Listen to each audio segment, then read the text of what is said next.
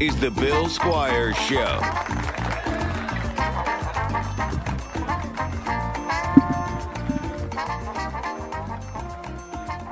Hey, everybody. Welcome to this week's episode of the Bill Squire Show. I'm your host, Bill Squire. Hi. Hi. And my girlfriend's back. Hi. Upon unpopular demand. Don't care either way. There was someone that said that they turned it off when you came on because all you do is scream. I'm sorry. Do you want me to whisper, bitch? Yeah. Do you want an ASMR podcast? Hi, everybody. Welcome to the Bill Squire Show. We're doing ASMR. Also, fuck you, because I'm partially deaf. Thank you. It's by my own personal choices, but She's sensitive about it. my ears are large, but my hearing is small. Very fun start to this podcast. Also, there is merch now for the Bill Squire Show. Oh my god, I thought you were going to say murder, and I got excited. There's not murder yet. We will see. But there is merch, and the merch is Bill Squire Show related. There's a logo for the Bill Squire Show. There is the Whoopsie shirt, which is there's Whoopsie merchandise. It's a design that says, there is no joy without destruction, because she loves destroying things. That's her life motto. Mm-hmm. She barks it at me every day. Yep. And then also I put up one of my old t-shirt designs. Woo! From when I had the joke about Slubbertagullion, and it had a reference to Biggie Smalls, and it's a pretty fun shirt if you know I have the shirt. Notorious B.I.G. Yeah, it's a good shirt, right? Mm-hmm. If you don't know, now you know, fella. Oh. Did you buy it from me, or did I just give you one? You think I buy anything from you? Good point. I bought you like a bunch of things. Does it make me an asshole? No. Okay. All right. That sounded like I was an asshole. But it makes you an asshole if you don't. And for those of you listening, I was pointing at the camera.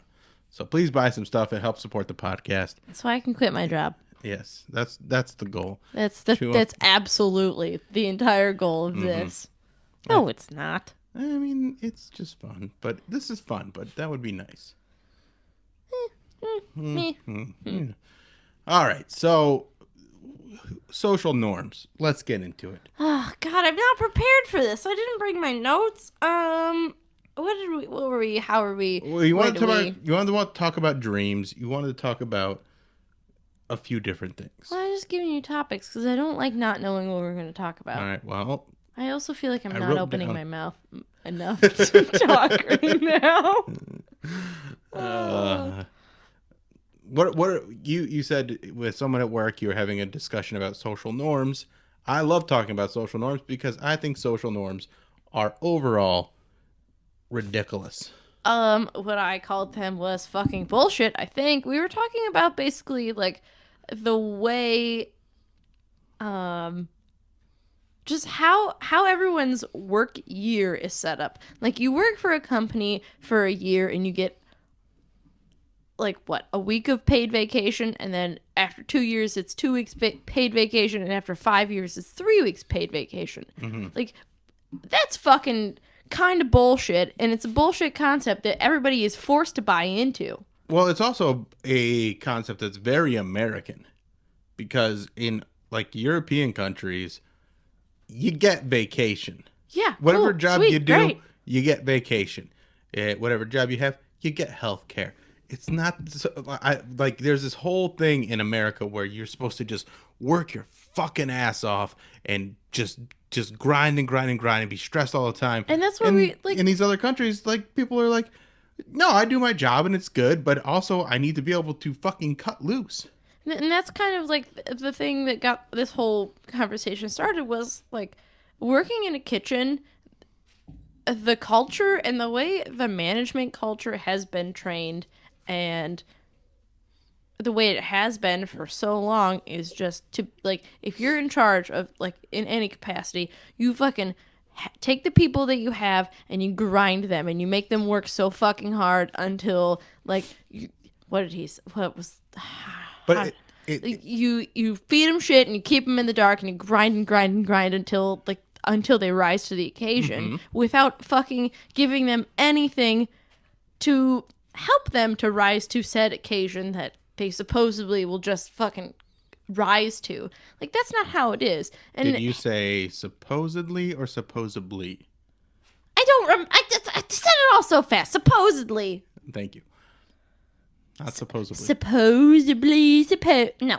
Ugh. But it's just like, that's not how you treat people. And it's like, kitchen culture is weird. Kitchen culture is weird, but that's, I mean, you mirror that for a lot of other cultures, a lot of other job cultures. It's all about grinding and doing It's work. I And like, I don't there's wanna so get many, dicked down every day. so many vacations that I went on when I would take a vacation would just be working vacations because I couldn't afford to really take a vacation and not be making money. Yeah. So like I need to break even on that week. Mm-hmm. So like I'd take it'd be basically be like, okay, I'm working here. I'm going to bring my family and they're going to try and have fun while I have to go work at night. The summers that I have told you that I ran away during, like, those weren't all fun and games. Like, I was also working. And it was just a traveling working thing, and you got to pick what events you wanted to work, and you had to be there by a certain time and do this and that. And it's a 10 to 12 hour day. Yeah. Yeah, that's a lot. And that's not really But vacation and relaxing because it, you're on somebody else's schedule. You're on somebody else's schedule, but, like, you get to pick and choose what days you want to be where. It's nice. It's like, it's something. Good Lord, Whoopsie. Good Lord. She's like, what is the loudest toy that I can play with so I can get the attention and put it on me? All right. That's the social norm you want to talk about? I guess, like, that was really the main thing was just the way people live their lives, and they're forced to Yeah, well, live the way. again, very American thing because we have this whole, like, hard work is everything. And hard if you work don't until work I hard- die, which is bullshit. Right, I agree because we have this life. We don't know what else there is. And we work so fucking much. And that's why when I was younger, I saw how hard my dad worked and how unsatisfied he was. And like he's a very good provider and he's a very good person, but he wasn't satisfied with his work. It was driving him crazy, and it has driven him crazy. Whereas I wanted a job that I would like to, like, I'm lucky to have a job where every day I get to go and do something that's very fun. this is why this was a very good conversation for me and him to have, is because the way that his brain works is I'm working, always towards this goal, and there's no time for shenanigans. Whereas me, my brain, I was that brain for not a very long time. I was that brain for my very first job, and I worked my ass off until I was burnt out before I was 20. Yeah. So fuck that. I'm not doing that anymore. No, it's very difficult. And like I had to learn how to take time off. Like that was a difficult thing for me. I still feel bad now. Yeah. And you shouldn't feel bad taking time off. And people I do, shouldn't make but you I feel don't. guilty for taking time off. Nobody's making me feel guilty besides myself.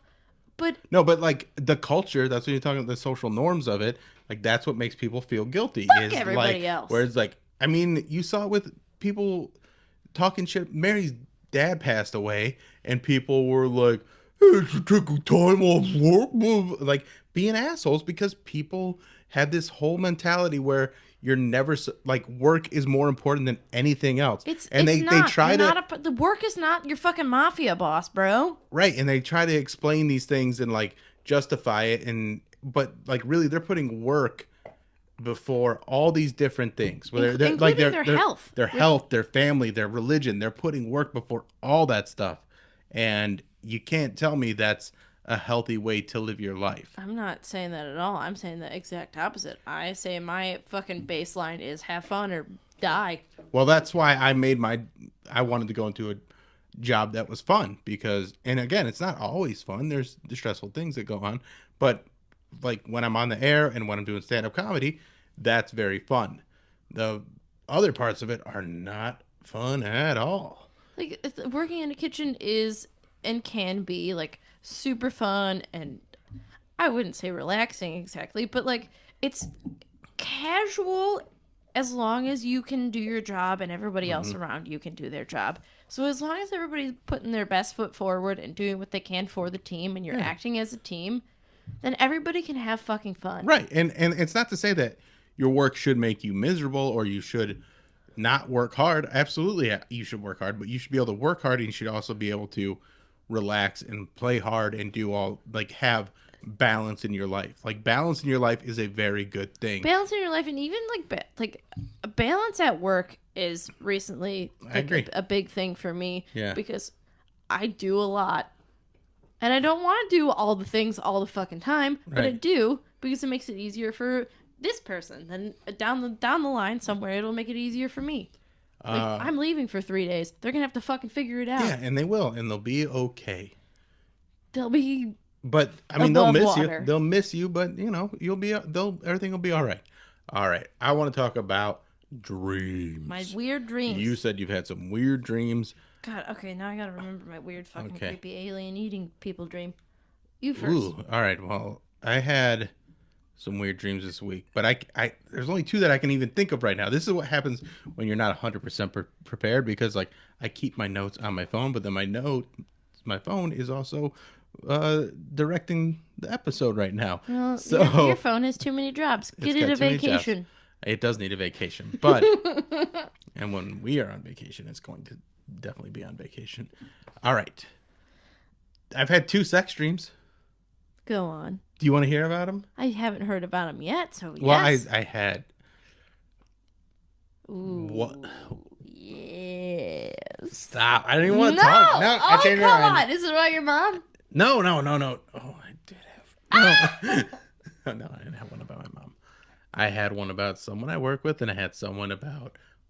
I had one about one. The lady with one the candy on her desk? There's a few, and then Okay, so you had a foursome with a bunch of ladies with I'm candy just on saying them? there's a few Damn it. women okay. that have candy on their desk, but they haven't been around. And one is an ex-girlfriend. Okay, go on. So, I'm not scared. which one do you want first? Pick.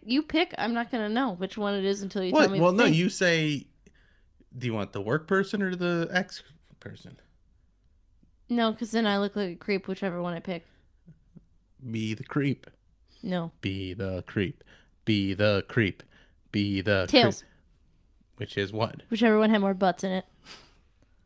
They have the same amount of butts. No. Pick one. All right. I've assigned them heads and tails now. Tails. And, all right. So that's the ex. Okay. Which one? Who? Carly. Okay. And it wasn't. This is not out of I'm not. None of this is making me uncomfortable. I didn't think any of it was going to make. It's making me uncomfortable. It's making you uncomfortable. And it's blatantly obvious to me. Yes, I'm very uncomfortable right now because I don't want to have these sex dreams. It's okay. But I had some sex dreams. And they were like that one. That one was like not that many nights ago. It was like last night or the night before. But it wasn't even like it was just we were back in a relationship and it was just like routine sex. So it wasn't even like a sexy dream. It was just like, and this is the point of the night where we have sex. How many nights ago was this? This was I think it was Thursday night. Thursday night. Okay. Or no, because you weren't here. So it might have been Friday night. Because you were here Thursday. So it was Friday night. Was Thursday? What day? It was last night. It was last night this morning. Okay. Well, okay. Think about that and think about the recent conversations that we've had. Mm-hmm. The emotional ones. Emotional things. Should we share any No. emotional things? No emotional things. Okay. Not my feelings, by the way. Oh, okay, some of mine, but Some of yours, mostly mine. Mostly mine. But I think that That plays into it. Yeah. absolutely. Yeah.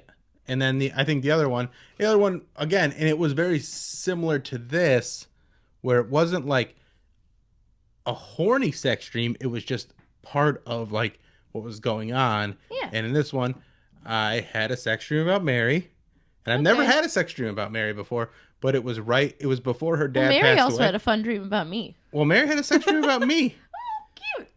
And she, in the sex dream, it was just like her, it was before her dad passed away. I think sex dreams are like it's a. I don't know anything about dreams and dream this therapy isn't like anything. But like we saw, like I didn't even see either of them get naked or anything like that. It's just we did. I think it was like implied, like almost like sitcom sex, where it's like, okay, I guess it's that time, and then like door closes, the sheets go over your head, and then sex is implied.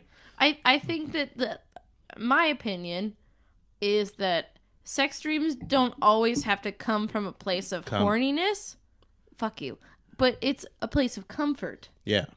So you and Mary are really good friends. You and Carly are really good friends. You guys you've known each other for a long time. And that's why I don't think it was like a horny dream. It was just like it was that sitcom. And also I've been watching WandaVision, which is without me, mind you, everyone. I tried to watch it with you. You fell asleep. The one time. The one. Well, I'll watch it again. It's good. It's not the same. Oh no! See, this is why I love her. Does she care that I'm having sex dreams about other girls? No. Does she get mad when I'm watching a TV show without her? Yes. That's my kind of woman. Rude. Anyways, I continue hope I have about a your sex dream about Wanda now. Good. Mayfield.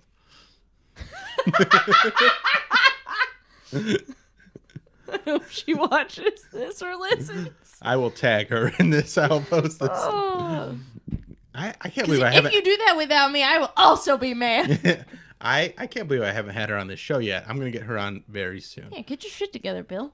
All right. I think we got enough now recorded to get things going to the next segment, which is my buddy Mike Head, and him and I are doing a show at Hilarities on February 11th, and it's called Bill and Head's Excellent Adventure, which is fun. And then, I'm sorry, why isn't it called Bill's Giving Head to an Excellent Adventure? What? Why is it? Because I name it.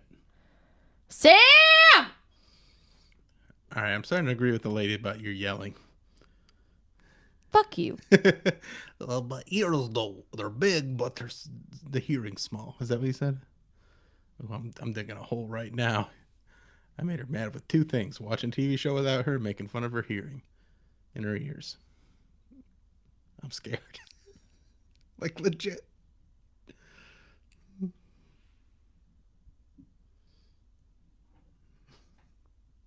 And that awkward silence means it's time for Mike Head on this episode of the Bill Squire Show.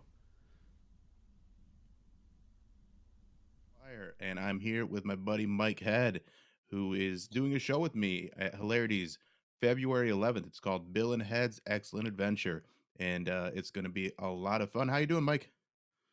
I'm doing good, man. How are you? I'm all right. Just a couple of quick things. I'll tell them to you like I'm telling them to the audience, but I have merch now for the Bill Squire Show. If you want to check that out, you can go to the links in my bios or linktree.com/Bill Squire. I got hats and t-shirts, and I'm actually going to do some of my old merch that I used to have. That was like the Cake Guardian thing. Like some of my more popular shirts and stuff that I had in the past will be available in the shop soon. So I'm excited about that. What are you doing for merch these days? I have I've been using the same shirt for the past, I don't know, 4 or 5 years. Actually, if it works though, and what does it say on it?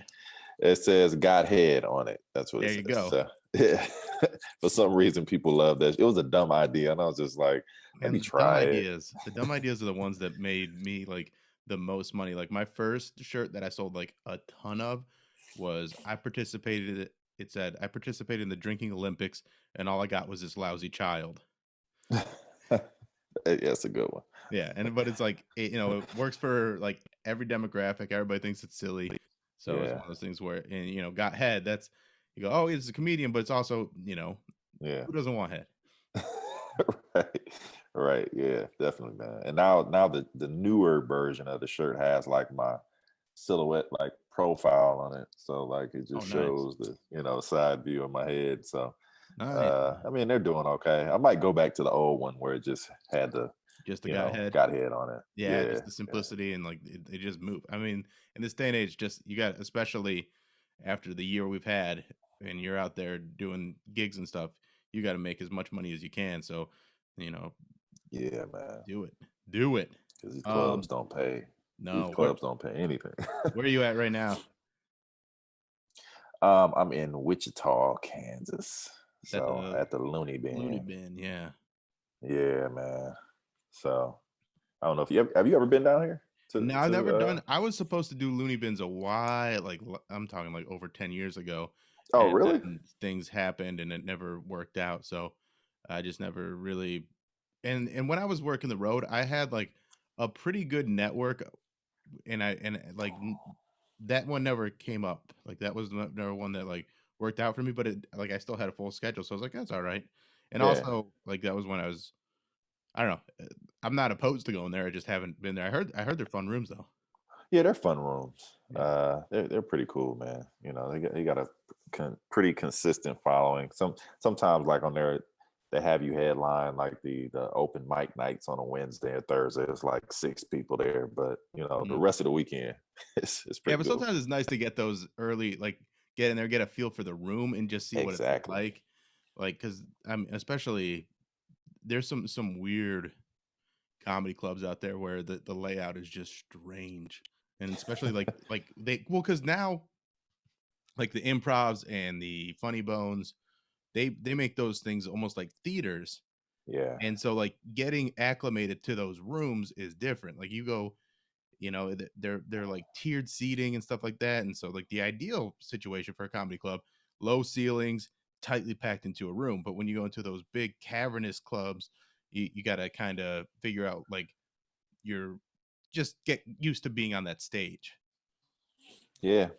And there's almost a different type of pace and pattern that you have to go to, you know, as far as your timing of your jokes when you get in those big theater rooms like the improvs and the funny bones, you know. So yeah, Exactly. And yeah, that's kind of what I was talking about. Like whereas when it's a little more intimate, you can kind of just I don't know, I feel like there's more of a connection with the crowd and like you're feeding definitely. off of them more. But when it's that bigger room, like yeah, you do have to kind of adjust your pace and everything, and kind of let the whole joke wash over everybody, and also not just play to the people in the front row because the people in the back want to have fun too, and they you can't just goof on the front row. Yeah. What do you prefer? I mean, you like because I know sometimes like those big crowds, people want to be in front of like 400, 500 people, but I just found that sometimes like the jokes may fall flat sometimes, But you I, know. I agree in that I'll take. I'm not even about as much of like the amount of people in the room, but the setup of Yeah, the room. Like, give me the right. room Yeah. with the low ceilings where they're packed in, and Hmm. that's my favorite. Like, Go Bananas in Columbus or in Cincinnati Okay. has that Yeah. kind of setup. They're remodeling, so I don't know what it's gonna look like, but that place was always Okay. a place that like where the laughter was like thunder, and so Uh, you have that connection. It's sat probably 200 and 250, so it was like a pretty good sized crowd. But man, it was just you'd feel like the whole place shake, and there wasn't these high ceilings. But then I'm also used to Hilarities where it's like a theater, so you get yeah. used to that too. So at this point, I'm just happy to be able to perform anywhere because Right. Yeah. I'm dying, man. You're at least out Yeah. there doing the road a little bit. A tiny bit, man. This is like I can't remember if I had a road gig a couple weeks ago, man. But like, yeah, I mean, it's just hard. Everybody's saying the same thing. You know, they're only booking like local talent. The Yeah, headliners are bringing their features. right. You know, they're not gonna headline me because I'm not gonna put any butts in seats. But it's just, you A know, little appearance on the Bill Squire show might change that. At least, hopefully, for Hilarities on February 11th. Get the tickets. It's going to be a good show. that's right. Um, do you what do you do during the day when you're like out on the road? Like, what's your routine like? You know, I don't. Usually I get up, I work out, I may go for a run or something like that. Um, get something to eat, and usually kind of try to tweak my set a little bit. You know, Yeah. I get a lot of writing done when I'm on the road because it's a chance for me. And if I'm not in my city, so I get Hmm. to like just throw out different bits, Yeah. and just see if they stick, man. And just always kind of like just changing the order of my jokes and things like that. So yeah, that's what I usually do throughout the day. Yeah. And it's nice to have that freedom of, like you said, being out like in a place where people don't really know you, so they don't know what you're throwing out there or what like that, whatever. But also there's an energy to that and an excitement to trying out that new material, and where you like, all right, I'm gonna not put this at the top. I'm just gonna throw this out there, see if it works, and then like maybe you start that on Thursday, and then by Saturday you're like, okay, I have all the beats of this now, and now I can really start developing it. And that's my favorite feeling, and that's what I miss the most about being like a full-time road comic, is Yeah. having that arc of building a bit where you go from like an idea to a joke to a bit to a chunk, and just watching it develop. And then like maybe you go to a place twice a year, and the local comics be like, oh, I remember when you started that bit, and where it is now is like incredible. Like Yeah. that's such a fun feeling. Oh yeah, one of the greatest feelings. Yeah. So yeah, how do you I guess like approach writing? Do you have a joke book, and then, or are you one of those people that just like have a concept and then you just go on stage and work it out all on stage? Like I what's would your approach? say I'm more of a, like, I'll write down one word ideas, Okay. and then like kind of flesh it out from there. And then I record all my sets, so then I know what I said. And so basically, Hmm. like the first time I'm ever doing a bit, I'll just go up there and just throw it out there, and just kind of, usually the first time I do it, it's actually a really short joke. So like it'll Hmm. be like a setup punch situation. And then as I get more comfortable with that and get those laughs, then I'll see if I can actually build it into a chunk of material, or if it's just going to be like a little like quick thing. Yeah. Yeah. But it's Okay. really just, and then like kind of matching it with other stuff in your set, and but also making sure it's not too reliant on other things in your set, where like if you don't Yeah. do this joke, you can't do that joke. And like I kind of have a bit like that right now about my dog, where I have to mention that I have stepkids, or I can't do the joke about my dog, because Right. they're tied together. But what that has forced me to do is come up with new jokes about my stepkids, which is, been a little bit fun to try and figure that out. So I'm not just Hmm. doing the same jokes from like old albums and stuff. I'm coming up with new ways to talk about things that I've already brought up in my shows before. Yeah. Yeah. And you have a lot of stuff like that, because you have daughters, and they're honestly right now your kids are in the prime writing years. Right. Yeah. Yep. Exactly. Yeah. I was thinking about that. I'm like, damn, once they get too old, man, I'm like, what am I gonna write about? You Right, know? like but those teenage years where they're like figuring themselves out, and they're kind of sparring with you and testing you.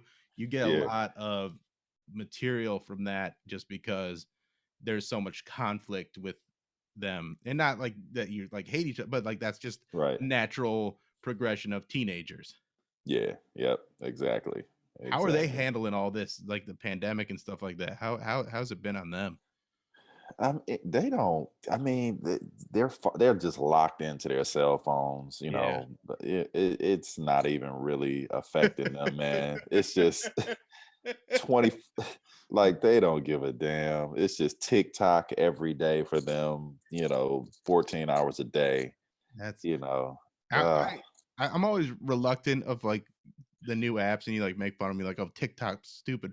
But then once you see how like they customize the algorithm for you, yeah. I get sucked in. I'll be on TikTok for like an hour, 2 hours at night. I'll just be like, turn on the Cavs game, and I'll open TikTok, and then I'll just be watching these videos, and you know, it's not the dances or anything like that. It's like funny Yeah. sketches that people are doing that are like right up my alley, and it's you're like, God damn, all right, I get it. I get why these kids are on TikTok. I get it. They Yeah. have built a platform that's full of weird, silly, creative people that and then also just uncomfortable stuff too, which I love. I love that uncomfortable, like weirdo, that the people that have no self-awareness on TikTok. There's so many of those people. No. They're so cringy.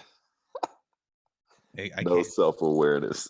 Yeah, or they're just That's like hilarious. some like 55-year-old guy like trying to do some like goth dance, and it's Yeah. so and you're just like, what's wrong with you? But give me more. Yep. That's funny, man. But yeah, my oldest daughter, she's 17 now, man. So she's just a loner, just Yeah. does not want to talk, doesn't want to communicate on her cell phone. Well, My that's like 12-year-old is, yeah, it's just, it's a little like different. my kids are there. My youngest is 18 now. So Okay. but when they were like that age, they were very similar, like especially like middle child. And now she posts all these things like when you had all this trauma, blah blah, like, and nobody cares. I'm like, we cared. Stop acting like me and your mom didn't care about what's going on with you. We tried to do everything we could for you. You wouldn't tell us what was going on. You lied to us all the time. Like, what are we supposed to do? We are not detectives. We are not doctors. We don't know how to break you down and get you to tell Oh us the my truth. We know gosh. that you are doing all this, you're going through situations that you put yourself into, and then you act like we weren't there for you. It's like, fuck you. We tried. We tried. Yeah, man. It's just, and it's hard not to take it personal. Oh, That's right. what it is. Yes. Like you take.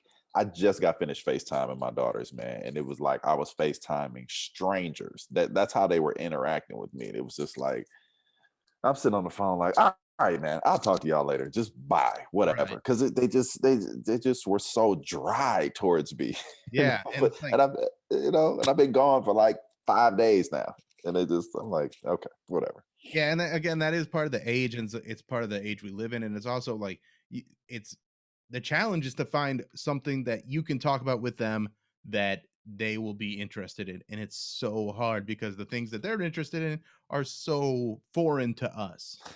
Yeah. And it's like almost like you have to like honestly what works the best for me is in a fun way trying to pick a fight with them about something that's like, like one thing that I did with one of my kids. He was really into Victoria Justice, and then so like anytime Ariana Grande got more popular, and this is like years ago when like so Ariana Grande got super popular, and so I'd always be like, man, do you see how and like there was this weird rivalry with her and Ariana Grande, but it was like only important to my son. Like he's the Yeah. only one that cared. And so I just always bring it up, and like that would get him fired up, and he'd be like, "Well, do you know about this and this and this?" I'm like, but like just finding those ways to get into their psyche, and so like maybe you could Yeah. find a way to fight with your kids more, Yeah. Yeah. That's a good point. That's a good point.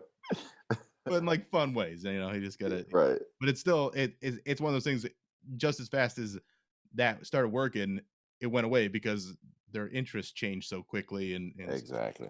Yeah. yeah. But And it's then they're tough. like, Dad, that's old. Like, why are you still? And I'm just like, but I like this song, And it's just like, Dude, that's old is like one of those things where I'm so baffled by it because they play though like especially when a song's first out, they'll listen to it so many times. oh And I'm man. like, well, you're like, don't listen to it too much, you're gonna get sick of it. And then by the time we come around, we're like, okay, this is an okay song now. And they're like, bah, I don't want to hear that anymore. Exactly. All right. So yeah, it's tough, man. It's real Yeah. tough. Yeah. Um, I've been just during pandemic and everything like that, you just do what you do to kill time. And I just first started watching the Blade movies. Have you ever seen the Blade movies? Yeah. Yeah. I'm digging them, but it's one of those things where it's like it's such a ridiculous premise, but it's so fun in that world. Yeah. And but I was thinking about like superhero powers, and if you could have a superhero power that would help with the world in 2021 with everything that's going on with the pandemic, with race relations, with misinformation and QAnon stuff like that, what would your superpower be to help out in 2021? And I'll give you mine first, so you have a moment to think about yours, because I'm putting you on the spot here. But I'm thinking that if I had like a 2021 superpower, it would be to just turn people's phones off. So like if people are like on their phone and they're like getting this information, or they're like fighting with somebody on Facebook, and then you just like you can go, okay, your phone doesn't work for 2 weeks. So now you just Mm, have to live, and they have to just live without it for 2 weeks. yeah. I Yeah. think that would help a lot with people just kind of going back to living their lives in the real world versus going down those, threads, whatever they may be. Because I mean, I know Yeah. there's a lot of people that get sucked into things like QAnon and that can have dangerous ramifications.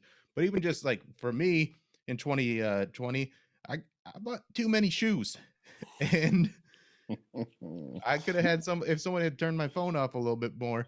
I would have probably appreciated that. Yeah, I see all your shoes in the in the Yeah, background. It's a lot of shoes, man. there's a lot of shoes, man. It's a lot of shoes. I don't know. I guess with like you said, just everything that's going on, the pandemic. I guess my pick, and race relations and stuff like that. I don't know. I think my superpower would be to just like touch people and just like make them go colorblind. You know what I mean? Oh, It there just you go. so yeah, that would be it right there. There Yeah. you go. That's a good one because then, yeah, just like almost like race blind, where there's just like, oh, Yeah, all people, like how people always try to talk about, like, oh, I don't see color. I don't see. It's like, shut up, exactly. you You do. do. You You do. You do. treat people different. You don't.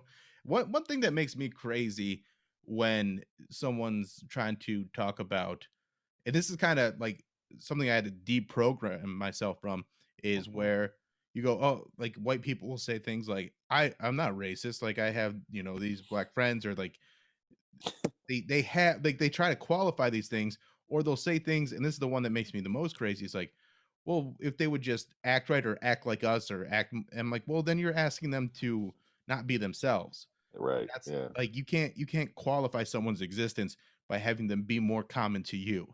And that's Yeah. just really unfair to everyone. And also, what do you think that you're doing that you have so figured out? Like the fucking arrogance of that, and be like, well, if they could just listen, talk like us and sound like us and live like us. It's like, uh, you suck too. Like, Right. stop Yeah. having this arrogance. Everything that we use on a daily basis isn't built by us. I didn't build my cell phone. I don't know how this shit works. I just get the Right. benefit from it. So I think we need to all take a step back and realize how bad at things we really are. Yeah, and discussions like this have to keep happening because sometimes people ignore it, man. But Oh yeah. and they don't realize that just not to change the mood, but like that's kind of like the world that we live in. Like my family has lived in. It's like we were like raised to adjust to kind of like a white America. We had to like we have to be careful of what we name our kids and how we talk and things like that. So to your point, like that's that's what we've kind of had to do for a long Right. And time. Yeah. that's exactly like what makes me crazy, where people, yeah, like having to worry about what you name your kids. Meanwhile, there's some like white lady naming her kid like uh ravioli because I'm Italian, and yeah, it's like, fuck you. Get away with some dumb shit. Also, if you name your kid ravioli, let me know because that's hilarious. Don't name your Right. kid ravioli. Right. But, but yeah, it's I don't think people have that empathy. That'd be another good superpower, is just to make people more empathetic, like immediately, where they could just see what other people go through on a daily basis to understand where they're coming from and what they have to deal with. Yeah. Yeah. Definitely. Definitely. Yeah. Wow. Yeah, yeah. This podcast is like supposed to be comedy, but it always ends up being like therapy. Right. Yeah. So as far as doing stand up and everything, what's your like overall like next step? Like I know you're trying to work and stuff like that. Do you have like an album planned? Like do you want to do you have any albums out? I don't have any albums out, man. Oh, fucking you have an album out. I'm actually doing a dry bar taping, Oh, there you go. coming up in the spring. I'm gonna do one in May. And so I wanted to give myself enough time to kind of clean up my material, Mhm. and like literally cleaning up, make sure I'm not cursing as much on stage. Oh Because man. actually when I first started comedy, I was more of a people consider me a cleaner comic, but just going through the ups and downs, highs and lows of comedy, it turns you into like a kind of a bitter human being. you Yes, know, it does. I know It- that feeling exactly, but also I know that, yeah, like there's like not even just dark like dirty humor, but like darker humor gets into your life. But I started exactly. off real clean too, and that's a great thing to kind of focus on for a while, because it opens so many doors when you can just do Yeah. clean sets and make people laugh. And that dry bar community is pretty like rabid comedy fans. I mean, you've seen what like Paramore's been doing with his show. Hmm. Man, I gotta hit him up. I'm supposed to do his show. But Yeah. yeah, he's like there's some good stuff out there as far as Yeah. just doing clean comedy. And also it's kind of a fun challenge to make things that are so clean but so silly and funny. Like I love that challenge. Yeah. Yeah. Definitely. Yeah. So I'm looking forward to it. I'm supposed to be recording an album at Good Nights in Raleigh, through Helium. Nice. That'll be cool. I probably will be doing that, closer to the springtime too as well. So So you got some yeah, stuff on the docket. yeah, a little bit, man. I think it's just about time to come out with an album. Yeah, I think so too. I think you you should. I mean, Rob Ward just recorded his album. Mary's album's coming out. Yeah, You're gonna record an album. It's about time to have Cleveland really start sticking some pins in the map and letting everybody know that we got some good comics here, and absolutely. they need to be paid attention to. Right. Yeah, yeah, All yeah. right. As far as next steps, man, I don't know. That's about it. Yeah. What's like your overall like moment where you're like, okay, I'm a stand-up comedian now. Like I'm doing it. Oh, oh, what's that moment, or That have I moment, like, gotten to that moment? have you got that moment? Like, but like we have those moments, like the first time you get paid, or the first time like you get like an applause break or something like that. Like I remember just doing the improv open mic and getting like they'd bump us up. Like first time you go on, you get like 3 minutes, and I remember the first time I got like 8 minutes, and I went up and just destroyed. And I was like, yeah, I can do this. And that's like the first year in my comedy career. I'm Yeah, like, "Yeah, I can make money doing this." yeah, yeah. I don't know. I think I've had a couple moments like that because I'm always doubting myself. Mhm. Is my internet connection still It's getting a cool? little bit. Can you still hear me? Because I it can still hear just you. You just got a little grainy there for a minute. a little. Okay, all right, okay. Yeah, I've had a couple of moments like that in my career because I'm always like second guessing myself, man. So I think like you, like the first time I did comedy at the Improv, I was doing Swenson's class, and I, Mhm. kind of crushed it my first time, and he's just like, oh, he pulled me off stage like, dude, you realize what you just did out there? And I was like, no, I did. My Mhm. first time. I don't know. I don't know. But Is it not like and that then every like the time? next right, yeah, I was like, is it supposed to be like that? And then the next 5 times I did it, I just sucked at it. Mhm. And then but I think last year or a year and a half ago or whatever, when I was a finalist for the stand up for NBC thing, that was a huge moment for me, and just being in NBC studios, and Yeah. talking to them, and that just meeting all those people and just being one of the, considered one of the best in the country, man. So that Yeah, was that was that's cool. real huge, man. Wow, you talk about doubting yourself, and I think that's something that every comic does at different levels. In just for people that are confident enough to go on stage and think everybody should listen to what we say, we are fragile in a lot of ways too. Like we have thick Yeah. skin in certain ways, but then like just always trying to promote yourself and trying to get people to and like now we're based in a world where it's algorithm based, and if your stuff doesn't show up, your fans don't see it, and you're trying to build this audience, and it's really tough, and it can be like detrimental to your psyche to like be like, man, I why am I not doing better, because you see Yeah. other people getting good things or getting Hmm. success, and you're just like, how come I can't connect with people that way? And that's Exactly. one thing that I have struggled with so much, is trying to get people to connect with what I'm trying to Yeah. do, and like to have them be excited about it. And Hmm. you see some people that are so good at that. Mary's very, very good at, I mean, she's a phenomenal comic, but she's also very good at being excited about her opportunities.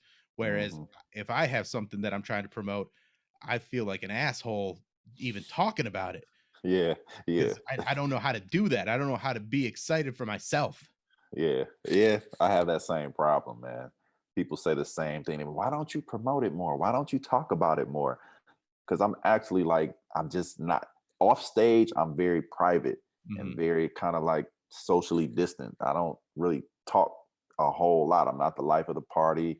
I'm not gonna be, posting stuff I'm really never on, social media really. Right, Only when right. I got a show, I post and I ghost, and then Yeah. I'm off and I'm not, The ghost. I love that. yeah, yeah, post and ghost. Yeah, man. No, So and that's tough. And like the thing is, I'm on social media a lot, but I post what I want to post, but that doesn't necessarily get out into the world or to the people that I want to see, because the way the algorithm works is like you got to post a picture of food, or you got to do some selfie or some shit like this, or you got to have a weight loss challenge. It's like, no, I say funny shit on the radio, and then I try and share that funny shit out into the world. yeah. And that's what I want to share. Nobody cares about my fucking living room. Like, they don't want to see my decorations. No, yeah, yeah. And that's one reason why I started doing like the celebrity impressions and stuff like that, just because it was another way to just kind of like promote myself. Yeah. It's never really been something that I really wanted to do. I just was like, I gotta find something to like have a presence on Yeah. social media. I wasn't good at doing like skits or sketch comedy, Yeah. kind of like. So I was like, well, I can do voices. I said, let's try that and see how it goes. And Oh, they're good though, and you yeah, do have that ability to do those voices. And then you see some people like I follow this one dude. He's a voiceover actor, and like so yeah, he's got this great booming voice. He's like he sounds like doing like movie trailers and stuff like in a world. okay, He sounds like yeah, that. But he yeah, talks about like Oreos and like food and stuff like that. So it's this juxtaposition of this amazing voice with these silly situations. And so it's like having that like epiphany moment where you can figure that out. Or like our friend Jason Banks, who figured out those sketches of doing like him and his fake kids and shit like yeah, that, like yeah, figuring that out and having that blow up. It's just I'm very impressed by people that can figure out how to work that medium, because like we know how to make people laugh, but being able to do it in at every different level is very yeah, different than just being able to go on stage and tell jokes. exactly. Yeah, it is. It is an art form, Yeah. definitely. Yeah. So, all right, man. Well, I'm gonna let you go. Thank you so much. Where can people find you on social media? At comedian Mike Head on Instagram. I gotta make my stuff more seamless, but at Mike Head Funny on my Facebook, fan page, and then Mike Head is Funny on YouTube. So that's my YouTube channel with all my, celebrity sketches, and impressions, and stuff. All So, right. Well, come check us out at Hilarities on February 11th. We're going to be doing Bill and Head's Excellent Adventure. We're going to have some fun stuff going on there. And then, when his album comes out, we'll definitely let you know about that. And sure. I'll see you in a couple weeks, man. All right, man. Have a good weekend. All right, you too, man.